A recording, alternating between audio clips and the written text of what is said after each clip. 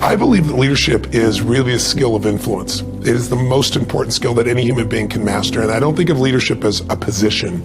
I see it as a skill, a tool that all of us have to have. In other words, the quality of your life, I really believe, comes down to your level of leadership. Other people don't have to follow you to be a leader, but you have to live life on your terms. And the first person you have to influence is yourself. Whether you're fit or fat, whether your kids are on drugs or not, it's who has more influence, the guy on the street corner or you. Whether you're fit or fat is, can you influence your own hands, your own body, your own mind to do what's necessary?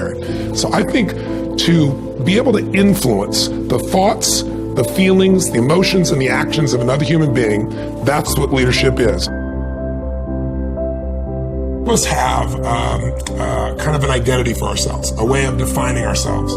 And human beings don't usually stray from that. So if you consider yourself to be a conservative person or a shy person, I know the way you move to some extent. I know the facial expressions, the gestures, the way you use your body. And it's all consistent with the fact that human beings, our strongest drive is the need to stay consistent with how we define ourselves. If your self-definition is, I'm a situation where I'm kind of, what was the word he used?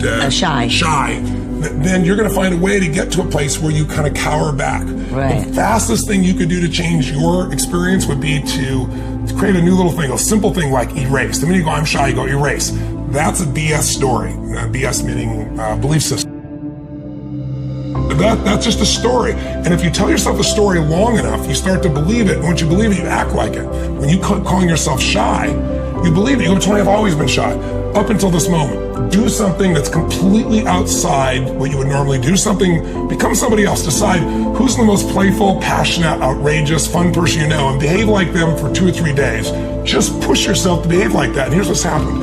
It'll be shocking, it'll be weird, it'll be different, you'll feel uncomfortable, but after a while, you'll get reinforced. It's like if you get a nice haircut, you make a change in the way you look, people will compliment you. You'll get some compliments, and those compliments will make you want to use those other parts of yourself. We all want to be able to change the way we feel, and that's what I spend my life showing people how to do. And what most people don't know is emotion is created by motion. The way you move determines the way you feel. You have 80 different muscles in your face, 80. For most people, this is the largest area of unemployment in the country. They use the face the same way, they feel the same emotions over and over and over again. So what I was saying is I have this deal with myself called priming. Every day I say, look, you got to have 10 minutes for yourself. If you don't have 10 minutes for yourself, you don't have a life. And I'm not going to hope I feel good. I just got back 6 countries in 12 days. I was in India 2 days ago. Wow. And I woke up here feeling like somebody ran me over with a truck. But you got yourself psyched up. But the way I did it is I do this process. And it's 10 minutes. I put some music on. I do this massive change in my breathing, so it radically changes the way I feel. And then I do this 3-step process. First, I do 3 minutes of gratitude, where I think of 3 things I'm really grateful for, and I associate. I don't think of it over there. I feel it. And the reason is, when you're grateful, you can't be worried. You can't be fearful. When you're grateful, you can't be angry. And anger and fear are what screw people up most in their relationships, in their life, in their business.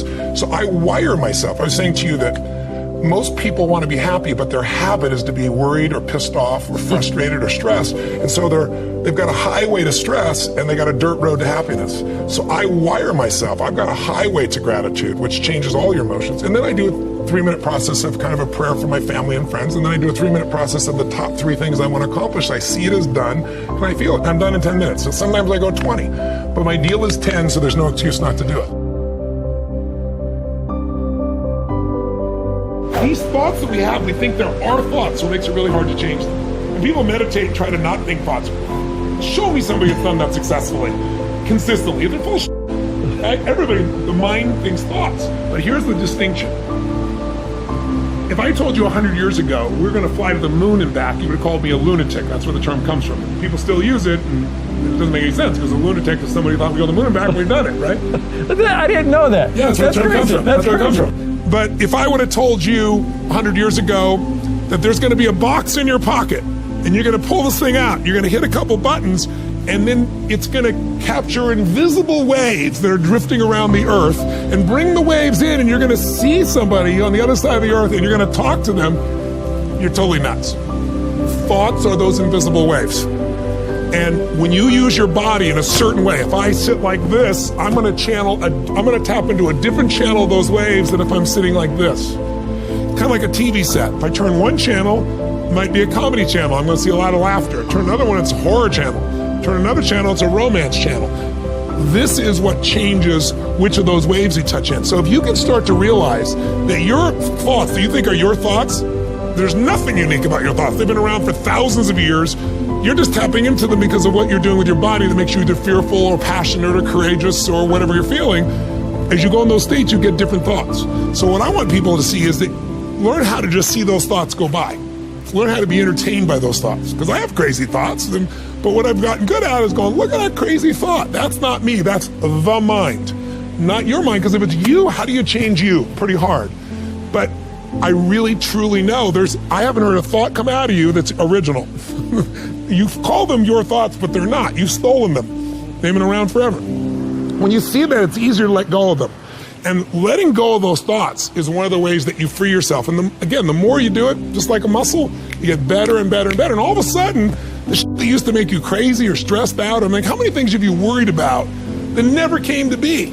And some people, their life is good, so they worry about other people, so they're never not worried, right? So it's really just a pattern. If you want wealth, real wealth is not just money, it's emotion. It's like, what are we really after in money? You don't want money. You don't want pieces of paper with the pictures of deceased notables on it. You want what you think money will give you. You think it'll give you freedom. Or most people have a belief about what their real potential is no matter what you tell them. And that affects how much action they take. And of course, that affects the result. And then ironically, that result reinforces their belief. And then that belief affects it. So I'll give you an example. Let's say a person has unlimited potential, we all agree. But they take little action, little results. Why? Because they have to start with a problem with their belief. They don't believe it's really going to happen for me. Maybe for Frank Kearns because he's got the cool hair and stuff, or maybe it's for you because you're so driven, but it's not me. Maybe Tony Robbins because he's a freak, got these big teeth. Whatever their thought process is, right? They got this thing, right? But what happens is, if you believe that there's very little potential, how much action are you going to take? Nothing, little. And when you take little potential with a little action, what kind of results do you get? Lousy little results. And when you get little results, what does that do to your belief? You go, see, I told you this was a waste of time, told you this wouldn't work. And then what happens? You tap even less potential, you take even less action, you get even worse results, and your belief gets even weaker. And this sucker feeds on itself until you are in a downward spiral. It's poisonous. It's poisonous and it's self-fulfilling. Now, what if something could happen that could come along and fill you with a sense of absolute certainty? Not like I believe, but mean where you know. In you guys' case, mine as well, we knew because we had to. Because we burned the boats. There was no other option. We had to find a way. We weren't going to live that way. We all did it in different ways and for different reasons, but in essence, that was it. If you get yourself in a state of certainty that this is going to work, I'm going to find the way, and if this doesn't work, I will make the way, then you tap a lot more potential. And when you're certain in your potential, you take massive action. When you take massive action, you really believe in something, you get great results. When you get great results, your brain goes, see, I told you I was a stud. I told you this thing would work out. Now you're even stronger. You tap more potential, take greater action, greater results. That's how you went from $300 in a week to $2,500 in 5 days to $100,000 in a month to $1 million in a day. Same thing with you. And we get momentum. That's why the rich get richer and the poor get poorer. Now some people go out and they go, well, I'm going to take a bunch of action. All right, I'm going to open this product. I'm going to try it. And they'll say to you, I even did it. But it's like a salesman who goes and knocks on the door, and he knocks on 100 doors and says, and even if he doesn't say it verbally, his face says it because he doesn't believe it's going to work. So his voice, his body, the execution is so weak. Maybe if he talks to 100 people, somebody's going to buy out of pity. They don't want his kids to starve, right? But he's not going to get the result. So the core difference in people is, how do you produce certainty when the world isn't giving it to you? You go out and you try and you try. In your case, you're 100,000 in debt and nothing's working. How do you keep yourself going? The way you did it, the way I did it, the way you're doing it, we may not have done it consciously, is we didn't change our potential. That was there. And it wasn't even taking more action. Taking more action with a belief it's not going to work, it's not going to change anything. We got results in our head that made us feel certain as if it had already happened. Or security or stability or love. It won't give you love. It'll get you sex. It won't get you love. Money won't, right? So really what you're after is the emotion. And so what I want people to get is the emotion they want now. And all it is a new habit.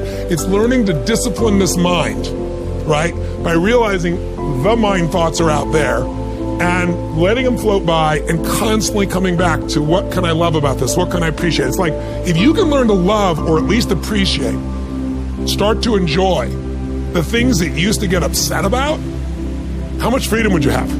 How much more joy would you have? And I know people who got billions of dollars. I've coached them who was like, holy shit, they live in scarcity all the time. One man, I'll never forget, he's screaming at his wife. I'm in the meeting, I'm in the house, and he's screaming at his wife because she spent some money on a bunch of outfits and stuff like that. And he's a multi-billionaire. He couldn't spend all his money in his lifetime. And then he's totally upset at his daughter who's in her 20s who spent some money too. And I'm like, I pulled him aside afterwards and I said, what do you do this for? And what do you do it for? And he's like, well, it's the principle thing. I said, no, the principle thing is, do you love these people and do you want them to have an abundant life? When you don't have one loss, but you live like you're poor, you know? And it's like, I finally got through to them. But so many people, that's why I say money doesn't change you. Money magnifies who you are. So you want to expand the depth of who you are and free yourself from suffering by just knowing it's a pattern of thought and you can change the pattern of thought.